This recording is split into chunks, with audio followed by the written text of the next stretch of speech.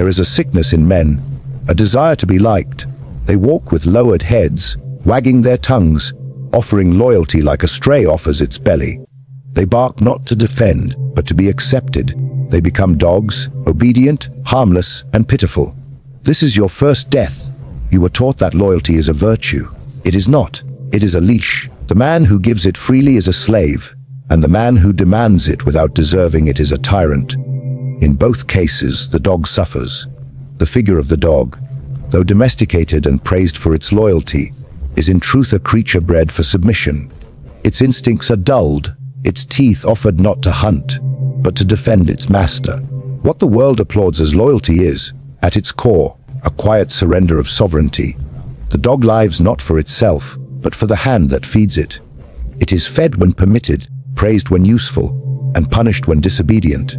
This creature, though seemingly noble in its dedication, embodies the very essence of dependence. It becomes a slave to affection, addicted to approval, and paralyzed by rejection. In political and personal life alike, the man who behaves as the dog does, who seeks validation, who wags at praise, who recoils at disfavor, is doomed to remain at the feet of others. He will never lead, for leadership demands independence of thought, a tolerance for solitude, and a ruthless capacity to act without applause. The dog, conditioned to fear disapproval, cannot think beyond the desires of its master. It does not move by its own will, it waits for commands. This is the first and most subtle form of death, the death of personnel command. Such a man will not survive in a world ruled by wolves and lions. The court, the marketplace, the street, all are filled with predators cloaked in silk, smiling with the grace of serpents. These predators do not bark, they do not beg, they do not announce their presence. They observe, they calculate, they choose their moment. The dog, ever desperate to be seen, to be accepted, reveals his entire soul in a wag of the tail. His intentions, his fears, his desires, all are plainly read by the more cunning. And what is exposed is easily exploited. The tragedy of the dog lies not in its loyalty, but in its illusion. It believes that by being kind, it will be spared. It believes that by being obedient, it will be protected. It believes that by being harmless, it will be loved forever. But love fades. Circumstance changes, masters grow bored, and when danger arises, no one shelters the dog. It is either sacrificed first or left to fend for itself, teeth dulled by years of domestication. The dog that cannot hunt, cannot fight, and cannot survive without affection becomes a burden, and burdens are discarded. In a time of conflict, the dog cannot defend the gate. It growls to warn, but has neither the courage nor cunning to strike. It relies on others to do what it cannot, and thus, it is never feared. To be unfeared is to be powerless, for power does not reside in how much one is loved, but in how dangerous one is perceived to be. A man with the heart of a dog cannot command respect, only sympathy. But sympathy does not build empires. It does not secure victory. It does not keep the knife from your throat. This worship of the dog's traits, loyalty, obedience, gentleness, is a tool used by those in power to maintain control. They preach virtue not because they honor it, but because it weakens those who follow it blindly. The powerful do not live like dogs. They merely teach others to. They smile as the dog defends their estate, fights their wars, serves their ambition, all while believing it is fulfilling some noble destiny. But nobility without autonomy is just another word for servitude. To understand the full extent of the dog's imprisonment, one must look at how quickly society turns on it. The dog that bites once, even in defense, is called dangerous. The dog that stops obeying is abandoned. The dog that questions its master is put down. In this, the lesson is clear: obedience is not rewarded, it is expected, and once it ceases, the illusion of value disappears. The servant who forgets his place is not reformed, he is removed. Thus, the very traits that once made the dog useful now ensure its destruction. The dog is a creature admired by fools and used by the cunning. Its loyalty is paraded as virtue, its obedience mistaken for moral strength, and its eagerness to please dressed up as nobility. But strip away the sentiment, and what remains is a being trained to need approval, to lower itself at the slightest sign of disapproval, and to trade its instincts for a pat on the head. The dog is not born to serve, but it is quickly broken to serve. It is a slave made palatable by affection, and so too is the man who models himself after it. He who chooses the life of the dog believes safety lies in being agreeable, in yielding, in never posing a threat. He fears conflict more than humiliation, punishment more than mediocrity. He learns to anticipate the needs of others before they are spoken, not out of wisdom, but out of fear. Fear of rejection, fear of abandonment, fear of being seen as dangerous. His tongue is quick with apologies, his eyes always seeking permission. He does not move unless given the signal. He does not speak unless invited. He walks through life under the illusion that being harmless is the highest form of goodness, when in truth it is the fastest path to irrelevance. The man with a dog's heart lives on the leash of public opinion. He thrives on praise and wilts under criticism. A single word of approval uplifts him. A raised eyebrow breaks him. He cannot withstand tension because he has never known solitude. He cannot command respect because he has never dared to be feared. He clings to the illusion that loyalty will protect him, that kindness will grant him influence, that subservience will earn him elevation. But the world does not operate on such fantasies. Power respects only those who can act without need, who can take without asking, who can stand alone and not tremble. Look closely and you will see that those who rise, in courts, in councils, in commerce, are never the ones most eager to please. The eager are tolerated, used, discarded. The dog is invited to the table, not to dine, but to sit quietly under it. When the feast is finished, it is thrown a scrap, and it wags its tail in gratitude. It considers itself lucky. It calls this life noble. It mistakes proximity to power for power itself. But when famine comes, or when war arrives, or when a more useful beast appears, the dog is cast out without hesitation, because affection is not the same as necessity. The dog lives under the rule of those who do not live like dogs. Kings do not kneel to their subjects. Generals do not seek the approval of their soldiers. Masters do not apologize to servants. The natural order of command is built on distance, on discipline, on an unshakable willingness to act without consent. The dog, in contrast, cannot bear the weight of loneliness, of disapproval, of silence. It needs to be seen, needs to be called good, needs to be told it belongs. And this need is its cage. Worse still, the dog cannot see the chain. It believes itself free because it is not beaten. It believes itself chosen because it is fed. It believes itself loved because it is tolerated. But the moment it disobeys, the truth is revealed. The leash tightens. The hand once gentle becomes firm. The voice, once warm, grows cold. It is not love that binds the dog to its master. It is fear disguised as loyalty. The creature has been trained to confuse acceptance with survival. It is not honored, it is conditioned. It obeys not because it agrees, but because it has forgotten how to choose. Observe the dog in moments of stress. When its master is absent, when danger looms, when hunger strikes, it does not know what to do. It paces, it waits, it whines. It cannot act on its own because it has never been taught to. It has been praised for obedience and punished for initiative. It has learned that its instincts are untrustworthy, that safety lies only in surrender, and so, in crisis, it fails. It is either paralyzed by fear or frantic with confusion. It is useless to itself and to others. It has traded its claws for comfort and lost both. In the theater of power, it is not the honest face that rules, but the mask. And the most effective mask is the wolf. The wolf is not merely a beast of prey, but a symbol of calculated strength, restraint in violence, and precision in attack. It is not born out of chaos, but out of necessity. In a world where men tear each other apart with words, laws, and false virtue, to walk openly as a wolf is foolish. But to lack the wolf within is fatal. The wise man does not abandon the wolf. He wears it beneath his skin, hidden, patient, always watching. The wolf does not seek approval. It does not wag its tail or pant for affection. It is silent in its dignity, solitary in its strength. While the dog looks to the group for protection, the wolf trusts only its instincts and its teeth. It does not howl for attention but to signal command. In a pack, the wolf rises through demonstration of dominance, not by begging for favor. It understands hierarchy not as a prison, but as a ladder to be climbed. not through words, but through calculated force. To wear the wolf as a mask is not to lose humanity, but to protect it. Those who parade their intentions in broad daylight are quickly dismantled. The man who shows his entire nature is at the mercy of the more cunning. He becomes a map for others to read, a weakness exposed. The wolf understands that concealment is protection. He does not roar when threatened. He waits in silence, observes the flaw, and bites only when the outcome is assured. The fool strikes from emotion, the wolf strikes from certainty.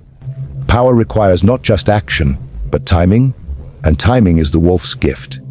The wolf knows how to wait. It is not hurried by fear or seduced by hope. It does not lunge at every opportunity, but stalks the best one. The art of predation is not found in noise, but in the stillness before the kill. While others run toward the bait, the wolf circles it. He sees the trap long before it is sprung. This is why the wolf survives where others perish, not because he is faster or stronger, but because he is patient, perceptive, and willing to do what the virtuous will not.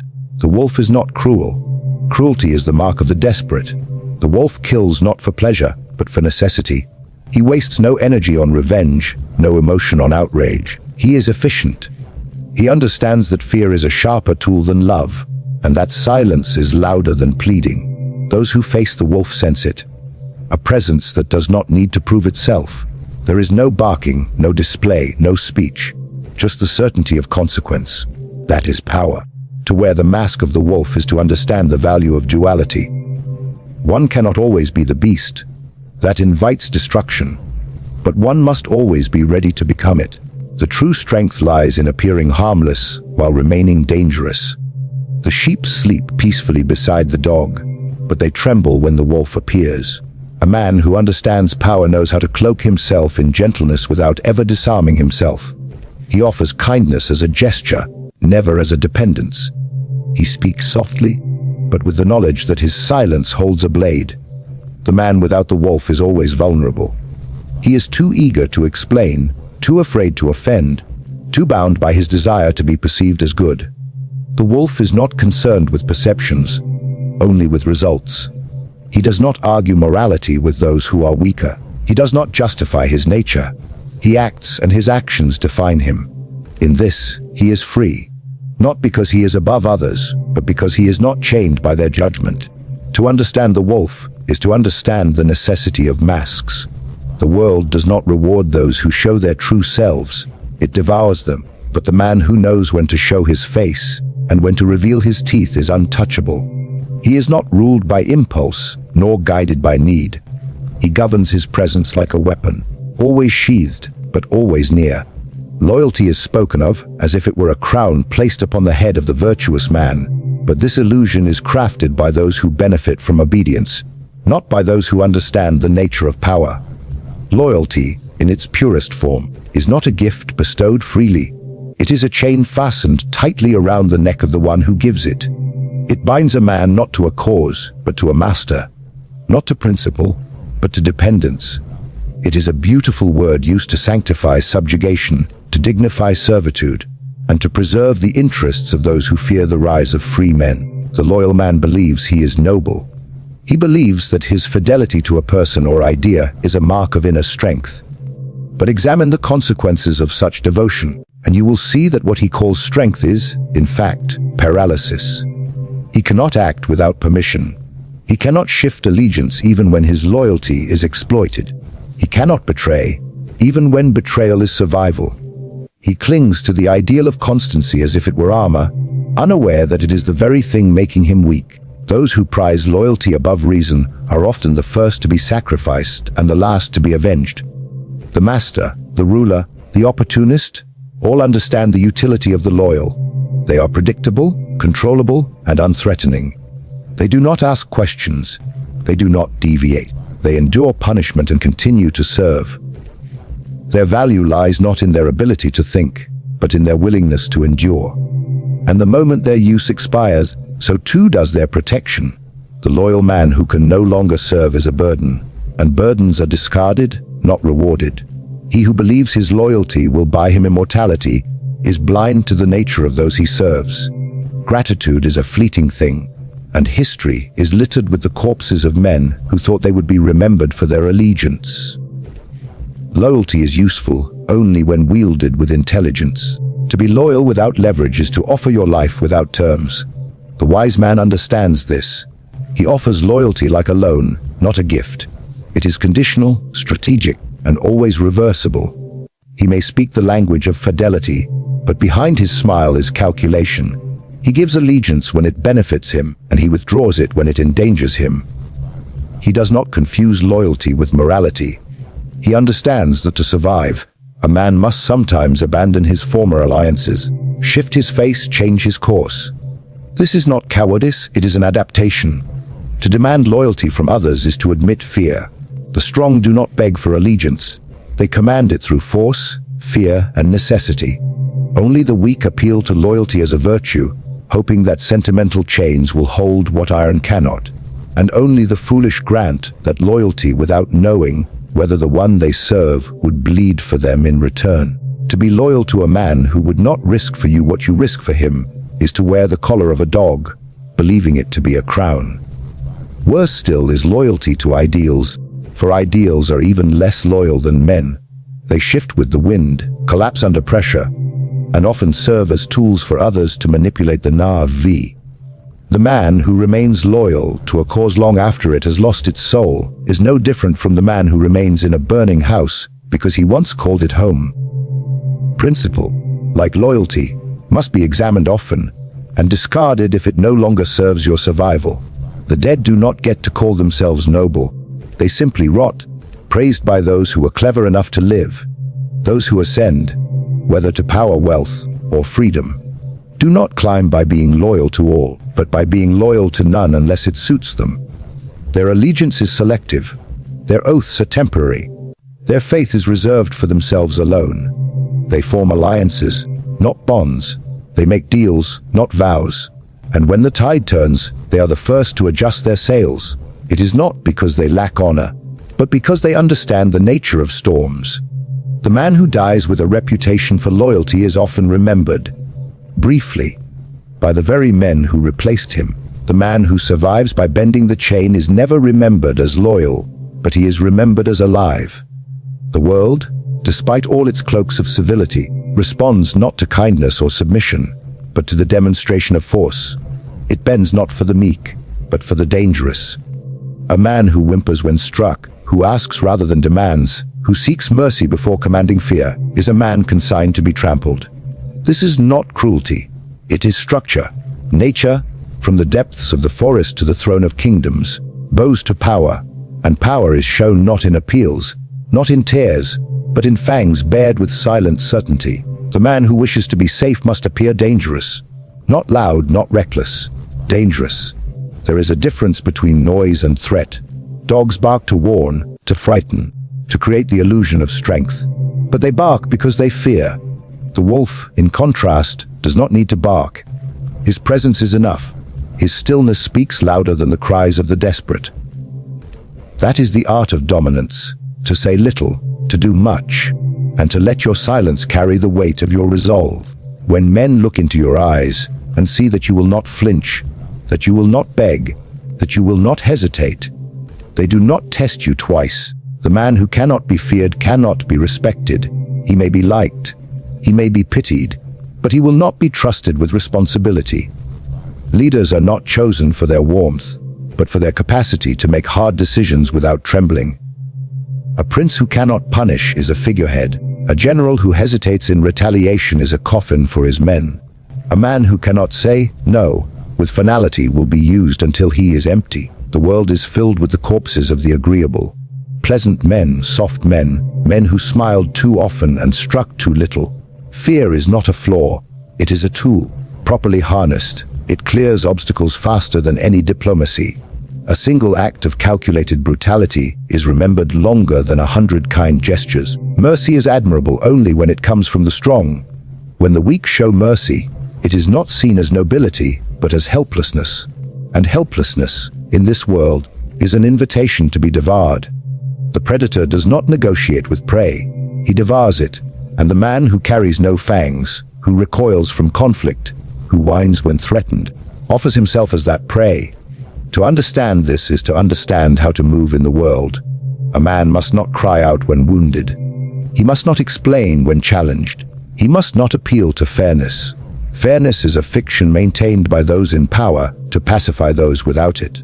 The world does not care what you deserve, only what you can take and hold. If you wish to avoid being dominated, you must radiate the capacity to dominate. You must not boast, but you must never yield. You must train your face to show no panic, your voice to carry no desperation, your hands to steady even in betrayal. Fangs are not merely weapons, they are symbols. The difference between the powerful and the powerless is not in their morality, but in their willingness to act without permission. The man with fangs does not wait for conditions to be perfect. He creates conditions through action. He knows that kindness without leverage is weakness, and diplomacy without the threat of force is noise. The one who can destroy but chooses not to, that is strength. The one who cannot destroy and pleads to be spared, that is a victim. Even in the so-called civilized world, the same principle holds. In politics, the man who can ruin reputations is heard. In business, the one who can walk away from the table, or overturn it, commands terms. In personal dealings, the man who is known to punish betrayal without warning is not betrayed twice. The whisper of capability, backed by proven ruthlessness, reshapes how others behave. They measure their words. They tread carefully.